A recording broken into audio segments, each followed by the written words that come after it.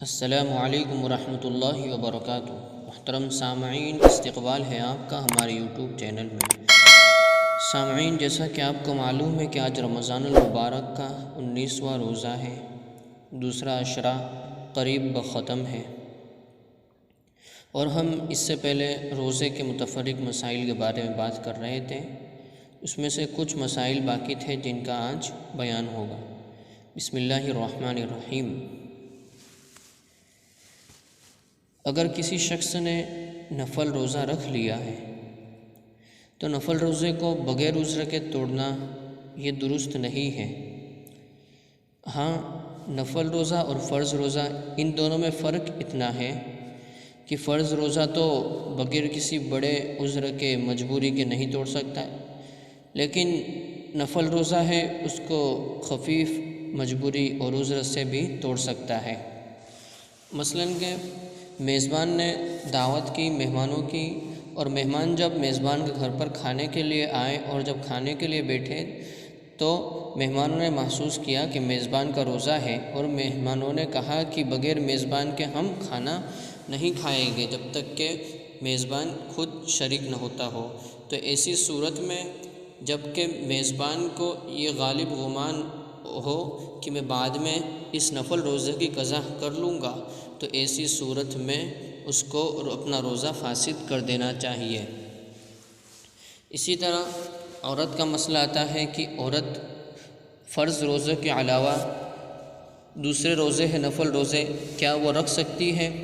تو اس میں علماء نے بہت بحث کی ہے۔ اس میں بہتر یہ ہے کہ شوہر کی رضامندی سے روزہ رکھے۔ شوہر کی رضامندی کے بغیر روزہ رکھنا مکروہ تحریمی کے قریب تک ہے، مکروہ تحریمی ہے، کیونکہ ہو سکتا ہے شوہر کو دشواری ہو جماع میں، یا پھر عورت کے کمزور ہو جانے میں، یا پھر کوئی بھی اندیشہ ہو شوہر کو، اس لیے شوہر منع کر سکتا ہے۔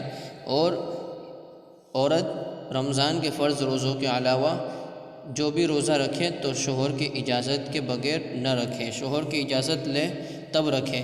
اور اگر اس نے روزہ رکھ لیا ہے نفل اور شوہر کہے اسے توڑنے کے لیے تو فوراً اس روزے کو توڑ دینا اس پر واجب ہے، اور جب اس روزے کی قضا کرے گی تو اس روزے کی قضا بھی بغیر شوہر کے پوچھے، اس کی رضامندی کے نہیں کر سکتی، اس روزے کی قضا بھی شوہر کے پوچھنے سے ہی کرے گی۔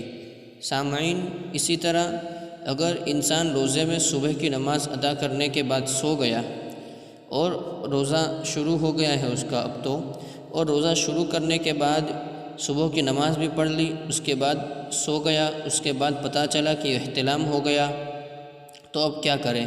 ایسی حالت میں کیا روزہ ٹوٹ جائے گا؟ چاہے یہ عورت ہو یا مرد ہو، تو ایسی حالت میں روزہ نہیں ٹوٹے گا۔ یہ احتلام کا مسئلہ ہے، اگر حیض آ گیا تو مسئلہ تو عورت کا تو روزہ ٹوٹ جائے گا، لیکن عورت کو احتلام ہوتا ہے، یہ بھی بالکل نادر چیز ہے، کبھی کبھی کسی کو ہو جائے۔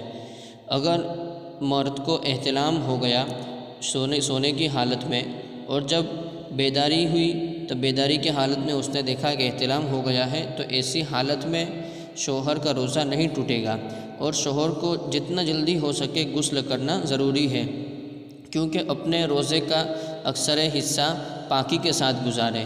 اور اگر وہ غسل نہیں کرے گا اور نماز اتنی دیر تک بغیر غسل کے رہے گا جس سے نماز قضا ہو جائے گی اس کی، تو اس کو اس سے گناہ ملے گا۔ اس لیے جتنا جلدی ہو سکے اپنے غسل کو مکمل کر لے۔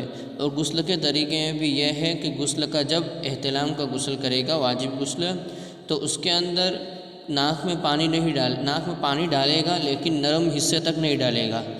جو فرض ہے غسل کے اندر کہ ناک کے نرم حصے تک پانی ڈالے، لیکن یہ روزے کی حالت میں وہاں تک نہیں ڈالے گا۔ اور اسی طرح کلی غرغرہ بھی نہیں کرے گا، کیونکہ غرغرے کی حالت میں یہ غالب گمان اور اندیشہ ہے کہ اس کا پانی حلق سے نیچے اتر جائے گا، جس سے روزے میں فساد آ جائے گا۔ اس وجہ سے وہ غرغرہ بھی نہ کرے، کلی کر لے اور ناک میں صرف پانی ڈال لے، تو اس سے اس کا غسل مکمل ہو جائے گا۔